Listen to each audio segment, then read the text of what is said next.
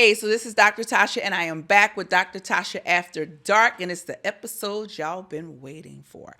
Today, we are going to talk about male menopause. Now, I have touched on it a little bit on some Instagram reels, but we're going to really get into it today. So, ladies, it's a passive aggressive way of sending this to your man to let him know he off his game a little bit. Send it to your daddy, send it to any and everybody. So, each one of y'all, I want you to share this because we got to get this information out, right?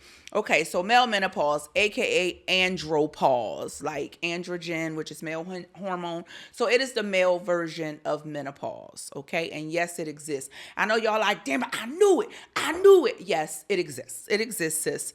So let's talk about a little bit of, what specifically is a decrease in male hormone or a decrease in testosterone. And interestingly enough, they actually have an increase and estrogen a little bit, which is female hormone. Same as us. We have a decrease in female and we have a bit of a nudge in male hormone. Same thing, okay? Just in the opposite direction.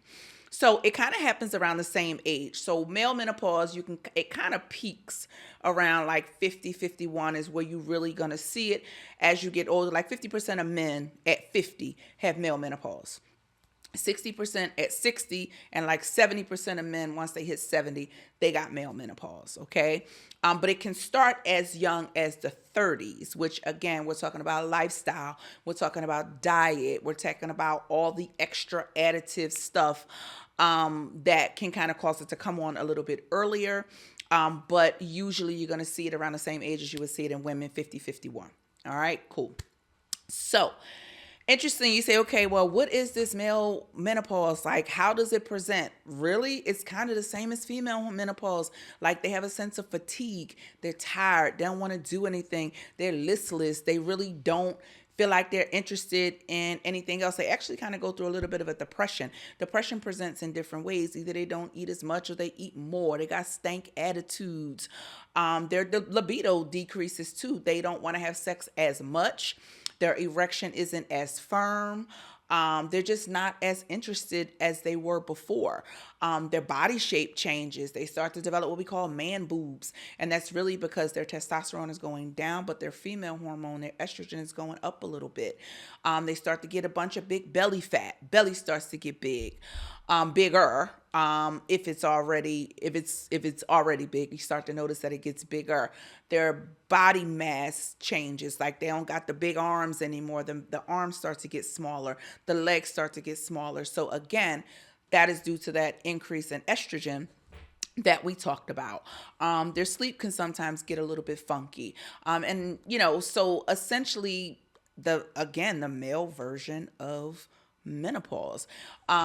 So the thing is that a lot of men feel like this is normal aging. A lot of women feel like it's normal aging for their part. Oh, child, he just getting like that. He just on that couch. He ain't finna go nowhere. He don't go nowhere no more. These are things that can be corrected, and these are things that are definitely associated with male menopause, right? So you like, okay, well, you feel like your partner has the symptoms. All right, well, what do I do at this point? Like, how do I get a diagnosis? And that's the hard part with male menopause. And I'm going to tell you guys why. So first of all, it is hard to get men to go to the doctor in general. We all know that, right? But some men don't mind. Some men are like, psh, I'm going. But it is difficult to get people to go to the doctor about problems that they don't think are problems, about problems that they are think is just natural aging. Or that's just natural aging. Or that's what happens to people. Well, no, it's not. And it is very difficult to get people to address things that they don't realize are issues.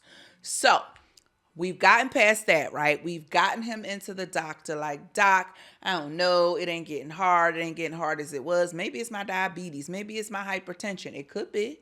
Okay. Our cardiologist has said a male with an erectile dysfunction is heart disease until proven otherwise.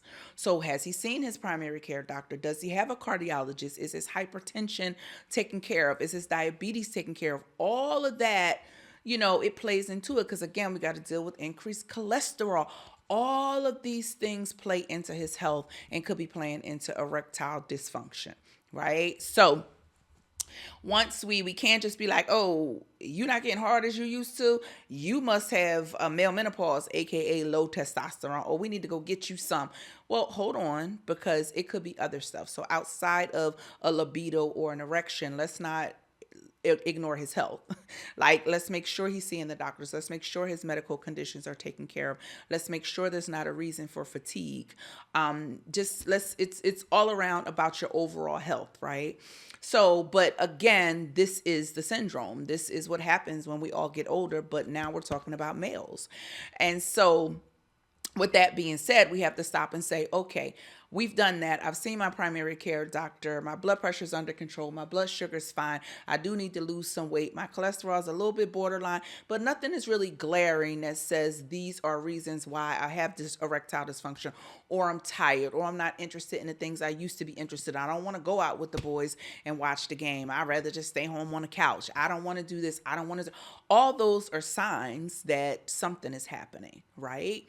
And so let's say you have a suspicion that your partner is going through andropause. You have a suspicion, you bring it to them, they're okay talking about it, bada boom, bada bing, we go to the doctor. Here's the hard part. So you say, hey, listen, I think I have male menopause. Now, hopefully you'll have a provider who is astute on this, knows what they're talking about, knows that there is a male menopause, and is up on the symptoms of male menopause to say, hey, yeah, great, you have male menopause. Right. So if that's the case, hopefully if you have a doctor who don't, but like, what, male menopause? Oh man, that ain't the man. That ain't. You need to find somebody else, because it's out there. It exists. All right. Now, the test. We're going to test your testosterone level. That's it. It's a blood test. You don't have to go through anything painful. It's a blood test. The gag of it is this, and I always am so challenged with this, because when we talk about blood testing, it's reference ranges. It's no such thing as normal versus abnormal. If you take a look, it's a reference range, meaning within this range, you're generally going to be okay. But testosterone has based on this age, based on this, based on that, and it's just like, okay, is this normal or not? And a lot of doctors will see it's in the green area, not have any questions, say, okay, it's normal. So we know that males function best when their testosterone is 1200 or higher. We know that. Those studies that show that. Now, most people aren't going to be that. Younger males may be that. We know that. That is generally where they're going to function best. 900, great. 1,000, great. With hormone replacement, which we'll talk about, 1,200 is what we look for. So if you go and you get a blood test and it says, or your partner gets a blood test and it says, hey, the testosterone is 375 or 400, your doctor's going to look at that and say, oh, testosterone is normal. He doesn't need anything. He's good. It is a reference range. Okay. We know that 400, you're not functioning optimally. Okay. So if that's the case, if male testosterone comes back at 5 or less, I would say you probably should be seen for hormone replacement therapy. Now, there are two ways in which males can get hormone replacement therapy, and the hormone that's going to be replaced is testosterone. That's for the most part it. Now, please be very careful. This is stuff that has to be done under the care of a physician, and it is with either compounded or prescribed medication. Please don't go to GNC and be like, no shame in the GNC. They ain't doing nothing wrong. I'm just saying this is where y'all be going for y'all stuff.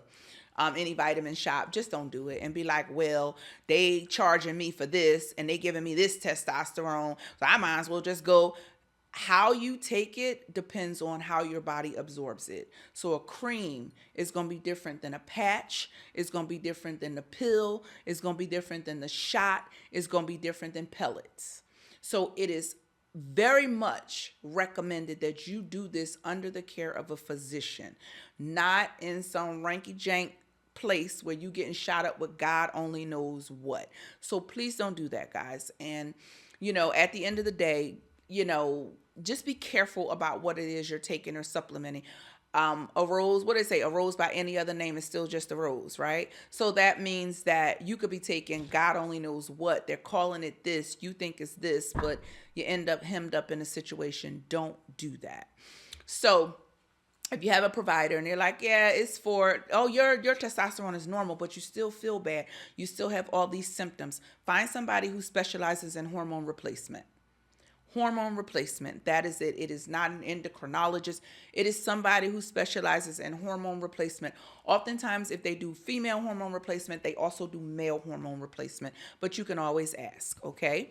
Now, they'll go in, they'll ask you questions, they'll do this, they'll do that, they'll do blood testing, and then they put that information based on your symptoms, based on everything about you, based on your BMI. They'll put that into a system and say, yes, you need this much hormone. Okay. And based on what they do depends on the frequency. So what does that mean? I don't do injections at my office. I do hormone replacement for males at my office, but I do the bioidentical hormone replacement. And what does that mean? That means we draw your blood, we see where you are, we take a look at all the things, your health, your symptoms, your body type, your body size, all the things. I wish I did create the technology, but I did not. I put it into a computer, boom, it spits out and says, he needs this. Oftentimes, I think I saw the lowest testosterone recently. I feel so bad. The man really couldn't afford to go through with the therapy, but I didn't. But I wanted to donate this. I didn't because it's too much money and I got bills. But I wanted to donate this to this man so bad. His testosterone level was like 125. Sir, how are you waking up in the morning?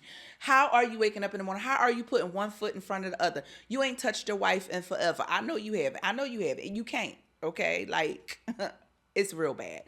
But, oftentimes I'll see men who are 475, who are 500. Those men who are 475 and 500, we end up giving them like 2,400 milligrams of testosterone. And after a month, their 425 has come up to like 1,300, 1,400. They feel great. They're not fatigued. They're having sex every day. They have normal erections. They're at the gym. They're pumping iron again. Their joints feel good. Their bones feel good. Like they are just, it's just the thing you say, well, isn't that dangerous? No, we're replacing what your body naturally makes. It's not any additional supplement. That's why I say be careful with what you get, because it's not synthetic. These are all natural hormones that literally your body makes. It's compounded into like a pellet. The pellet is bigger than a piece of rice, but it's smaller than a Tic Tac. Okay, and it's like the consistency of chalk, if that makes any sense. So for women, we'll put yours in your butt cheek. But for a man, we put yours on your lower back because you have to have more. So it's like we put it in a line that goes like this, a line that goes like this, a line in your lower back. We numb you up though. So you're numbed up, you're numbed up, and then we just lay those within the fat in your lower back. And that has to be done every 4 to 6 months. If you're super duper duper active, like you run every day, you do marathons, you're going to be closer to every 4 months because it's based on cardiac output. But if you're like got a regular lifestyle, you might go to the gym once or twice a week, you chilling. Otherwise, you're going to be every 6 months. So when I said the guy couldn't afford it, it's not terribly expensive. I think it's like $900 or something like that. But again, that's twice a year to feel your absolute best. Absolute best. And also to be helping with heart issues and to be helping with your cholesterol. It helps all that stuff. It helps with Alzheimer's. It is a cancer preventative. Like it is a moment. Okay. And so I recommend that. I don't know, and I will not condemn the shot. I don't know a lot about the shot. Again, anything that you inject or anything that you implant are going to be a little bit more, how can I say this? You know what you're getting versus a pill. You may not, your digestion time may be different. If you're a cream, it depends on your weight. It depends on how thick your skin is. Studies still like to show, they like to think that black people have thicker skin. Our skin is our skin. It's not thicker. Our skin is our skin. But, the fat that's under your skin, how that takes up, and if it's on your skin and then you are having sex with somebody and they're rubbing it on their skin, now it's in their body. So it's a whole lot that has to be accounted for. So this is a situation, or this is a thing, and even women, don't do what's cheap.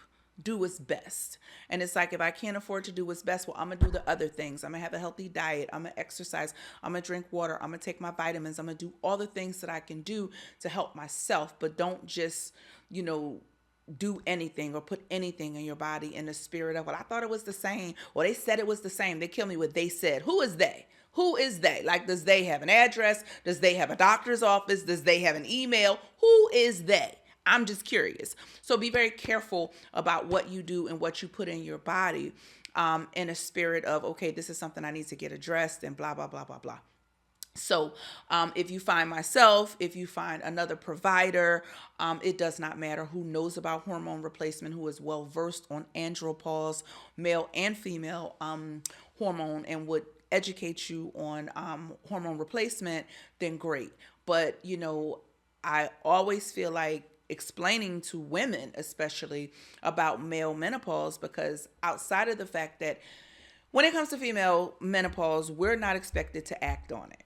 And what does that mean? That means that prior to now, menopause was never really discussed. The baby boomers did not discuss menopause. Oh, it's the change of life. You talked about it, you dealt with it, you were miserable, you moved on. Nobody had any discussions about it. Honey, Gen X, me, Gen X. Oh, we all. Well, what's this menopause thing? Why I'm so damn hot? Why my coochie don't get wet no more? Why I don't want to have sex no more? Ooh, child, he can stay over there. He ain't got to touch me forever. Now it's in the forefront. And, a lot of people are not really discussing it, and we need to discuss it. A lot of times males feel bad about their erection issues, so they'll kind of gaslight and put it on you, make it because of your stomach, or maybe you just not desirable. I don't want to do it no more, or or you don't do this the way you used to.